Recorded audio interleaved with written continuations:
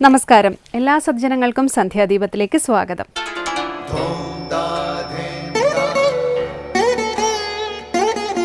ശുഭം ഭവതു കല്യാണമായുസാരോഗ്യവർദ്ധനം സർവദുഃഖ വിനാശായ സന്ധ്യാദീപം നമോസ്തുതേ. നാമം ജപായനം പുണ്യം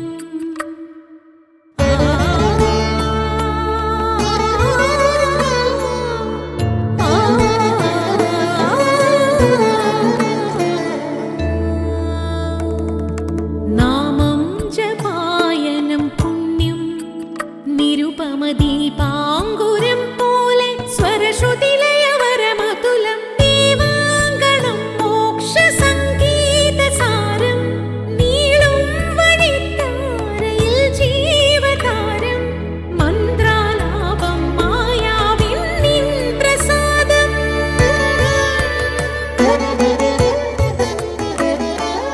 ഇരുൾ നീങ്ങിയുണരുന്ന തെളിനാളദീപം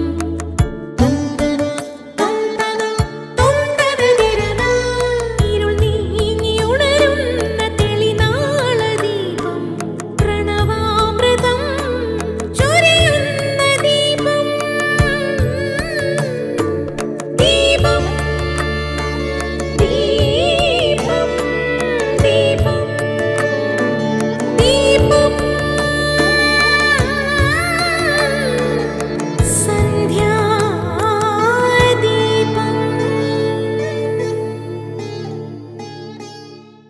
ശ്രീരാമൻ പരമാത്മാ പരമാനന്ദമൂർത്തി പുരുഷൻ പ്രകൃതി തൻ കാരണനേകൻ പരൻ പുരുഷോത്തമൻ ദേവൻ അനന്തനാദിനാഥൻ ഗുരുകാരുണ്യമൂർത്തി പരമൻ പരബ്രഹ്മം ജഗദുദ്ഭവസ്ഥിതി പ്രളയകർത്താവായ ഭഗവാൻ വിരിഞ്ച നാരായണ ശിവാത്മകൻ. കുടുംബ ബന്ധങ്ങളിലെ സ്നേഹമാധുര്യം മാത്രമല്ല രാമായണത്തിന്റെ മഹിമ. മറ്റു തരത്തിലുള്ള സ്നേഹബന്ധങ്ങളുടെയും വർണ്ണാഭമായ ചിത്രങ്ങൾ രാമായണത്തിൽ കാണാം. സുഗ്രീവനും രാമനും തമ്മിലുള്ള സൗഹൃദം, വിഭീഷണനോട് രാമൻ ചെയ്യുന്ന സഖ്യം തുടങ്ങിയ ഉദാത്തമായ കൂട്ടുകെട്ടുകൾ ഉദാഹരണം. ദശരഥന്റെ സുഹൃത്തായിരുന്നു ജടായു. സീതയെ രക്ഷിക്കാൻ ജീവൻ കൊടുത്ത ചരിത്രം സൗഹൃദത്തിന് ഇതിഹാസത്തിൽ സ്വർണ്ണലിപികളിൽ രേഖപ്പെടുത്തേണ്ട ഒന്നാണ്. അതേപോലെ നിഷാദനായ ഗുഹനെ മാറോടണയ്ക്കാൻ രാമനെ പ്രേരിപ്പിച്ച സ്നേഹവായ്പം ഓർക്കുക. ശ്രീരാമനും ഹനുമാനുമായുള്ള സ്നേഹത്തെ വാക്കുകൾ കൊണ്ട് വർണ്ണിക്കാൻ കഴിയുന്നതല്ല. ഭഗവാനും ഭക്തനും തമ്മിലുള്ള ദിവ്യബന്ധമെന്നോ സ്വാമിയും ഭൃത്യനും തമ്മിലുള്ള അഭേദ്യ ബന്ധമെന്നോ എങ്ങനെ പറഞ്ഞാലാണ് ആ സ്നേഹബന്ധം പൂർണ്ണമാകുന്നത്? സ്വാമിയെ സേവിച്ച് സേവകന് മതിയാകുന്നില്ല.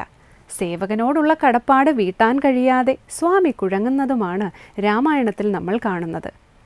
തുടർന്ന് ശ്രീ കാവാലം ശ്രീകുമാർ ശിവാനന്ദലഹരി ആലപിക്കുന്നത് കേൾക്കാം.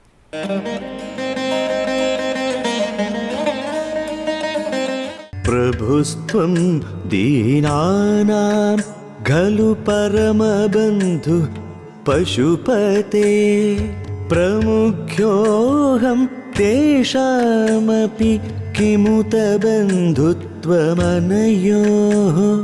ത്വയൈവ ക്ഷന്തവ്യാഃ ശിവമദപരാധാശ്ച സകലാഃ പ്രയത്നാത് കർത്തവ്യം മദവനമിയം ബന്ധുസരണീഃ പ്രഭുസ്ത്വം ദീനാനാം ഖലു പരമബന്ധു പശുപതേ പ്രമുഖ്യോഹം തേഷാമപി കിമുത ബന്ധുത്വമനയോഃ ത്വയൈവ ക്ഷന്തവ്യാഃ ശിവമദപരാധാശ്ച സകലാഃ പ്രയത്നാത് കർത്തവ്യം മദവനമിയം ബന്ധുസരണീഃ. കൃപാസ്വരൂപന്മാർ എത്ര ഹീനരെയും രക്ഷിക്കും. അത് അവരുടെ സ്വഭാവമാണ്. അതാണ് ശ്രീ ശങ്കരാചാര്യർ രചിച്ച ശിവാനന്ദ ലഹരിയിലെ 14-ാം ശ്ലോകത്തിലെ വിവരണം. അല്ലയോ ഭഗവാനെ, ഞാൻ ഏറ്റവും ദീനനാണ്, നീയാകട്ടെ ദീനരക്ഷകനും. അങ്ങ് എന്നെ രക്ഷിച്ചില്ലെങ്കിൽ ഞാൻ പിന്നെ ആരെ ശരണം പ്രാപിക്കും? ഈ ശ്ലോകമാണ് ഇന്ന് ശങ്കരസ്തോത്രാമൃതത്തിൽ സ്വാമി ചിദാനന്ദപുരി വ്യാഖ്യാനിക്കുന്നത്.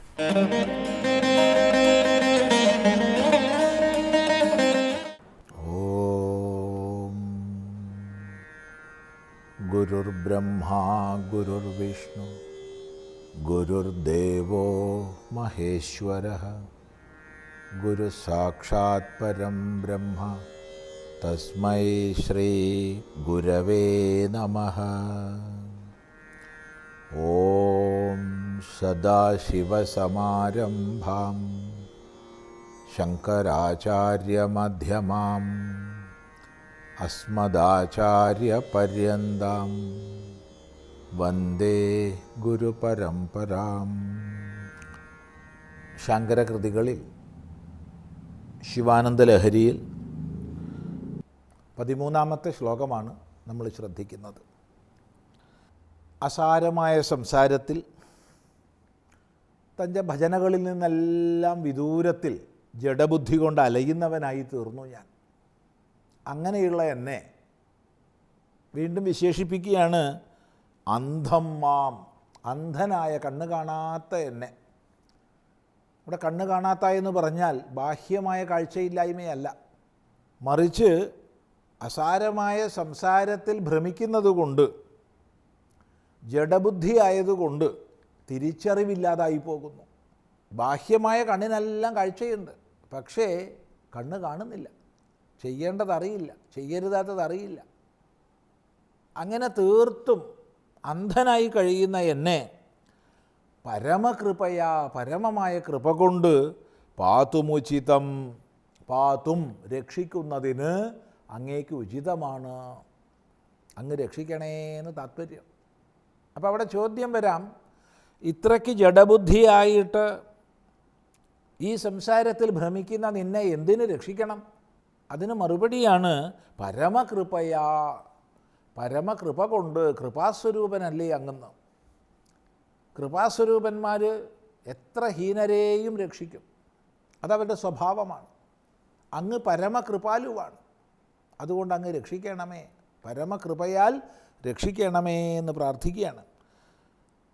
എന്തുകൊണ്ട് പറയുന്നു?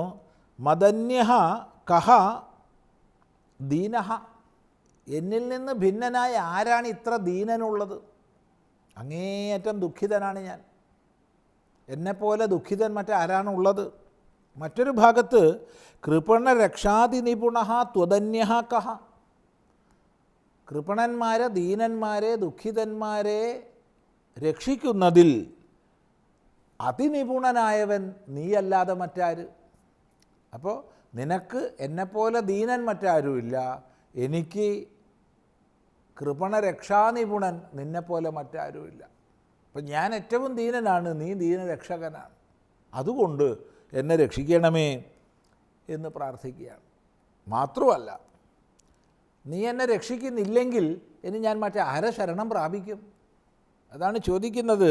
കോവാമേ ത്രിജഗതി ശരണ്യഃ, ത്രിജഗതി 3 ലോകങ്ങളിലും, മേ എനിക്ക് ശരണ്യഃ കഹ, ശരണ്യൻ ആരാണുള്ളത്?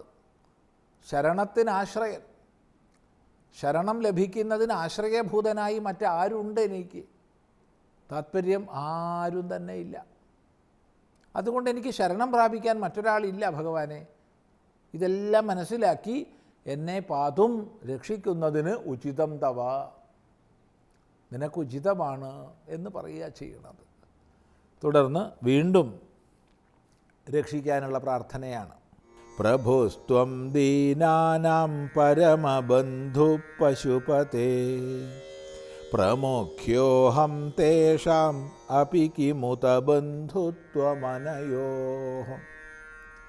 ത്വയൈവ ക്ഷന്തവ്യാ ശിവമബ്ദപരാധാശ്ച സകലാഃ, പ്രയത്നാത് കർത്തവ്യം മദവനമിയം ബന്ധുസരണി. പ്രഭുസ്ത്വം ദീനാനാം പരമബന്ധു പശുപതേ, പ്രമുഖ്യോഹം തേഷാം अपि किमुत बन्धुत्वमनयोः त्वयैव क्षन्तव्या शिवमतपराधाश्च सकलाः प्रयत्नात् कर्तव्यं मदवनमियं बन्धुसरणि दीनानां प्रभुः त्वं നീ ദീനന്മാരുടെ പ്രഭുവാണ്, രക്ഷകനാണ്. അല്ലെങ്കിൽ ഇങ്ങനെയും പറയാം, പ്രഭുത്വം, നീ പ്രഭുവാണ്, സകല ലോകത്തിനും പ്രഭുവാണ്. പ്രകർഷേണ ഭവിക്കുന്നവനാണ് പ്രഭു, യജമാനൻ, ചക്രവർത്തി, ഈശ്വരൻ. അഥവാ പ്രകൃഷ്ടം ഭാവയതീതി പ്രഭു, പ്രകൃഷ്ടമായതിനെ ശ്രേഷ്ഠമായതിനെ നൽകുന്നവൻ, ഉണ്ടാക്കുന്നവനാരും അവൻ പ്രഭു, ഈശ്വരൻ. നീ പ്രഭുവാണ്, നിഗ്രഹാനുഗ്രഹങ്ങൾക്കെല്ലാം പ്രഭുവാണ്, സൃഷ്ടിസ്ഥിതി സംഹാരങ്ങൾക്കെല്ലാം പ്രഭുവാണ്. പിന്നെയോ ദീനാനാം പരമബന്ധുഹു, ദീനന്മാരുടെ പരമബന്ധുവാണ്, ദീനന്മാരുടെ ദുഃഖിതന്മാരുടെ പരമബന്ധുവാണ്. എല്ലാ പ്രകാരത്തിൽപ്പെട്ട ദുഃഖം അനുഭവിക്കുന്നവരെയും അനുഗ്രഹിച്ച് അവരെ ദുഃഖമോചനം അവർക്ക് നൽകുന്ന ബന്ധുവാണ് നീ. ഇനി രണ്ടും ചേർത്ത് ദീനാനാം പ്രഭുഹു ത്വം പരമബന്ധുഹു ച ത്വം എന്നും പറയാം. ദീനന്മാരുടെ പ്രഭുവും പരമബന്ധുവും നീയാണ്. ഹേ പശുപതേ, തേഷാം പ്രമുഖ്യോഹം, അവരുടെ കൂട്ടത്തിൽ കേമനാണ് ഞാൻ. പ്രമുഖ്യോഹം, പ്രമുഖ്യൻ, ഏറ്റവും ശ്രേഷ്ഠൻ, ഏറ്റവും കേമൻ, ഏറ്റവും മികച്ചവൻ. തേഷാം, അവരുടെ കൂട്ടത്തിൽ. ആരുടെ കൂട്ടത്തിൽ? ദീനന്മാരുടെ കൂട്ടത്തിൽ. അപ്പം ദീനന്മാരുടെ കൂട്ടത്തിൽ കേമനാണ് ഞാൻ, നീയാകട്ടെ ദീനരക്ഷകനാണ്. കിമുദ ബന്ധുത്വമനയോഹോ, എന്തൊരു ബന്ധുത്വമാണ് നമ്മൾ തമ്മിൽ. കിമുദ, പറയേണ്ടതുണ്ടോ? ഈ രണ്ടു പേരും തമ്മിൽ, ഈ രണ്ടു പേരിൽ തമ്മിൽ എന്ന് പറഞ്ഞാൽ നമ്മൾ രണ്ടുപേരും തമ്മിൽ വലിയ ബന്ധുത്വമാണ്. ഒന്ന്, ഞാൻ ദീനനാണ്, നീ ദീനബന്ധുവാണ്. ഞാൻ ദീനനാണ്, നീ ദീനരക്ഷകനാണ്. ഞാൻ ദീനന്മാരിൽ അദ്വിതീയനാണ്, നീ ദീനരക്ഷകരിൽ അദ്വിതീയനാണ്. അതുകൊണ്ട് നമ്മൾ തമ്മിലുള്ള ബന്ധുത്വം വളരെ വലുതാണ് എന്ന് പറഞ്ഞുകൊണ്ട് രക്ഷയ്ക്ക് പ്രാർത്ഥിക്കുകയാണ്. ആ ഭാഗം നമുക്കൊന്നുകൂടി ചിന്തിക്കാം.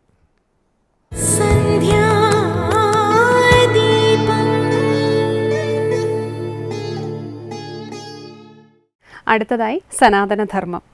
ശാസ്ത്രത്തിൽ 14 ലോകങ്ങളെക്കുറിച്ച് പറയുന്നുണ്ട്. ഭൂലോകത്തിരുന്നു കൊണ്ട് മറ്റ് ലോകത്തെ വിലയിരുത്തരുത്. ഇത് ഭൗതിക ലോകമാണ്, ഇന്ദ്രിയങ്ങളിലൂടെ അനുഭവിക്കുന്ന ലോകം. മറ്റ് ലോകങ്ങളെ ഇന്ദ്രിയാനുഭവം കൊണ്ട് അറിയാൻ സാധിക്കുകയില്ല. വിവിധ അനുഭവ തലങ്ങളായ ആ ലോകത്തെക്കുറിച്ച് വിവരിക്കുകയാണ് സനാതനധർമ്മത്തിൽ സ്വാമി പൂർണ്ണാമൃതാനന്ദപുരി.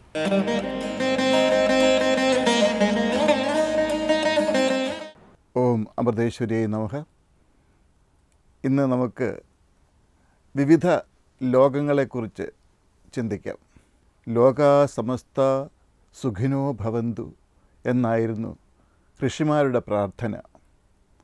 സമസ്ത ലോകങ്ങളിലെയും സകല ജീവരാശികൾക്കും സമ്പൂർണമായ നന്മയുണ്ടാകണം എന്നാണ് അവർ ആഗ്രഹിച്ചത്. 14 ലോകങ്ങളെക്കുറിച്ച് ഭാഗവത പുരാണം പറയുന്നു. മറ്റു ലോകങ്ങളിൽ എത്താനായി ആഭിചാരക്രിയകൾ ചെയ്ത് മരിക്കാൻ തയ്യാറായ ചിലരുടെ കഥകൾ നാം അടുത്ത കാലത്ത് കേൾക്കുകയുണ്ടായി. നമ്മുടെ വിശ്വാസങ്ങൾ ചൂഷണം ചെയ്യപ്പെടുന്നു. അന്ധമായി ആരെയും വിശ്വസിച്ച് വിലപ്പെട്ട മനുഷ്യജന്മം നഷ്ടമാക്കരുത് എന്ന് അമ്മ ഓർമ്മിപ്പിക്കാറുണ്ട്. ശാസ്ത്രങ്ങളിൽ 14 ലോകങ്ങളെക്കുറിച്ച് പറയുന്നുണ്ട്. ഈ ലോകത്തെ അനുഭവം വെച്ച് മറ്റു ലോകങ്ങളെ വിലയിരുത്തരുത്. ഇത് ഭൗതിക ലോകമാണ്, ഇന്ദ്രിയങ്ങളിലൂടെ അനുഭവിക്കുന്ന ലോകം. മറ്റു ലോകങ്ങളെ ഇന്ദ്രിയാനുഭവം കൊണ്ട് അറിയാൻ സാധിക്കില്ല. പിന്നെ എങ്ങനെയാണ് അറിയാൻ സാധിക്കുക? വിവിധ അനുഭവ തലങ്ങളാണ് ഈ ലോകങ്ങൾ എന്ന് വേണമെങ്കിൽ പറയാം. അവയ്ക്ക് ഓരോന്നിനും വ്യത്യസ്തമായ ഘടനകളും രൂപകൽപ്പനകളുമാണ് ഉള്ളത്. സാധാരണ മനുഷ്യരുടെ അനുഭവ രീതികൾ ഭൂമിയുടെ തലത്തിൽ മാത്രം ട്യൂൺ ചെയ്തിരിക്കുന്നു. അതുകൊണ്ട് നാം ഭൂമിയെ ഇതുപോലെ കണ്ടനുഭവിക്കുന്നു. അത് സാധാരണ അനുഭവമാണ്. സാധാരണ മനുഷ്യൻ്റെ സാധാരണ അനുഭവം, മനുഷ്യവർഗത്തിൻ്റെ സാമാന്യ അനുഭവം. നമ്മുടെ ഈ അനുഭവ സംവിധാനം കൊണ്ട് മറ്റു ലോകങ്ങളെ അറിയാൻ കഴിയില്ല. എന്നാൽ തപസ്വിക്ക് ഇവിടെ ഇരുന്ന് സകല ലോകങ്ങളെയും അനുഭവിക്കാം. നമ്മുടെ ശരീര മനോബുദ്ധികളാകുന്ന സജ്ജീകരണത്തെ ഒരു ടി വിയോട് ഉപമിക്കാം. അതിൽ 100 കണക്കിന് ചാനലുകൾ ദൃശ്യമാകുന്നു. ടി വി അതുതന്നെ, സ്ക്രീനും അതുതന്നെയാണ്. രണ്ടിനും മാറ്റമില്ല. പക്ഷേ വ്യത്യസ്തമായ ട്യൂണിങ്ങിൽ വ്യത്യസ്തങ്ങളായ ചാനലുകൾ കാണിച്ചു തരുന്നു. ഒരിടത്തിരുന്ന് സകല ടി വി ചാനലുകളുടെയും പ്രോഗ്രാം കാണാൻ സാധിക്കുന്നത് പോലെ നേരിട്ട് പോകാതെ മറ്റു ലോകങ്ങളിലെ അനുഭവങ്ങളും ഇവിടെ ഇരുന്ന് കൈവരും. അതുപോലെ പല ലോകങ്ങളുണ്ട്. ഭൂലോകം മുതൽ 7 ഊർധ്വലോകങ്ങളും ഭൂലോകത്തിനു താഴെ ഏറെ അധോലോകങ്ങളും. അധോലോകങ്ങൾ അസ്തിത്വത്തിൻ്റെ താഴ്ന്ന തലങ്ങളാണ്. സ്ഥൂല ലോകങ്ങൾ എന്താണെന്ന് മനസ്സിലാക്കാൻ ശ്രമിച്ചാൽ ഒരു കാര്യം ബോധ്യമാകും. ലോകങ്ങളുടെ സ്ഥിതി താഴും തോറും അവ കൂടുതൽ കൂടുതൽ സ്ഥൂലമാകുന്നു. ഊർധ്വലോകങ്ങൾ ഉയർന്ന ലോകങ്ങളാണ്. ലോകങ്ങൾ ഉയർന്നതാകും തോറും അവ കൂടുതൽ കൂടുതൽ സൂക്ഷ്മമാകുന്നു. അങ്ങനെയാണ് 14 ലോകങ്ങളെക്കുറിച്ച് മനസ്സിലാക്കേണ്ടത്. സ്ഥലവും കാലവും ഭൗമമായ പ്രതിഭാസങ്ങളാണ്.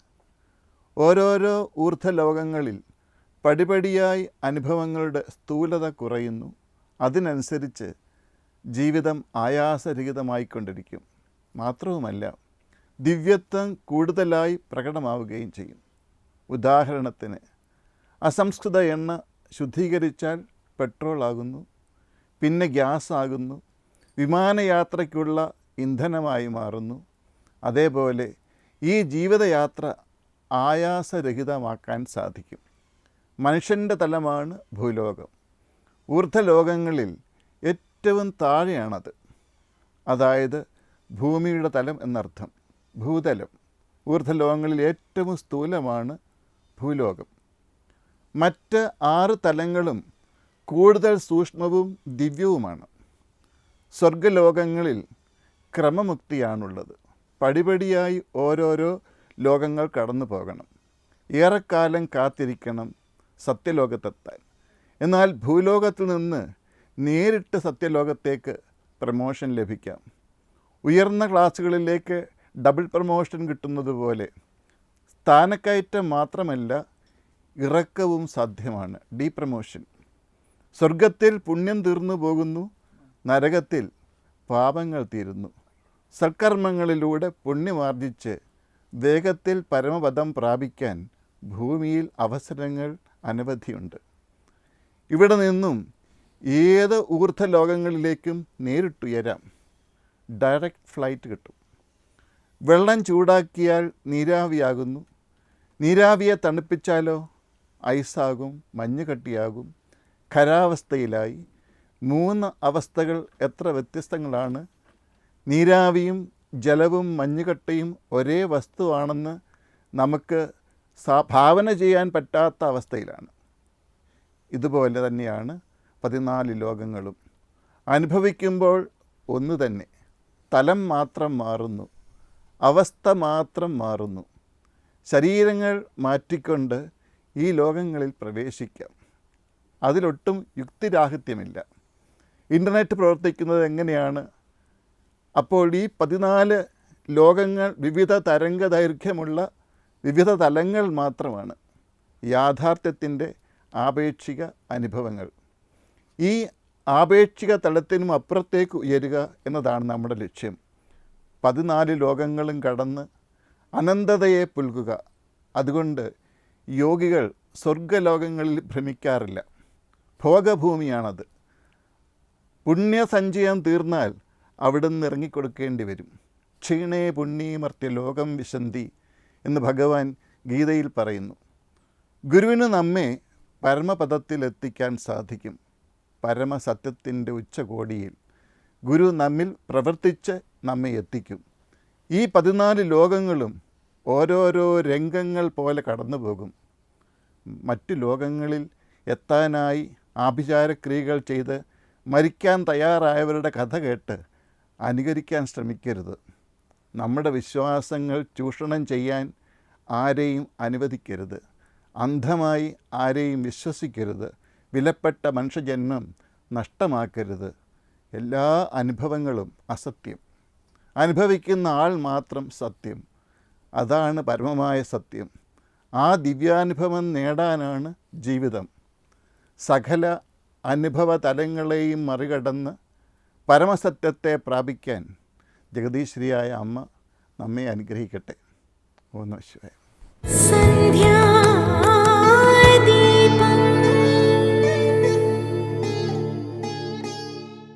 തുടർന്ന് ദീപാരാധനയാണ്. ക്ഷേത്ര സന്നിധിയിലെത്തി മംഗളാരതി തൊഴുത് ഇന്നത്തേക്ക് മടങ്ങാം. എല്ലാവർക്കും നമസ്കാരം.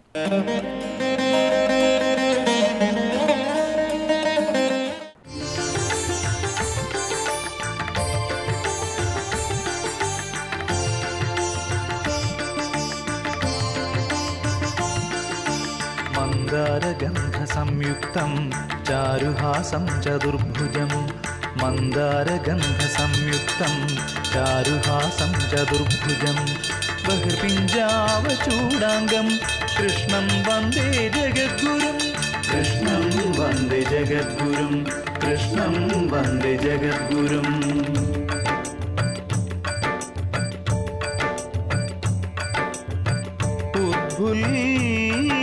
पद्मपत्राक्षं नीलजीमोदसन्निभं यादवनां शिरोरत्नं कृष्णं वन्दे जगद्गुरुं कृष्णं वन्दे जगद्गुरुम्. ഗുരുവായൂർ വാഴും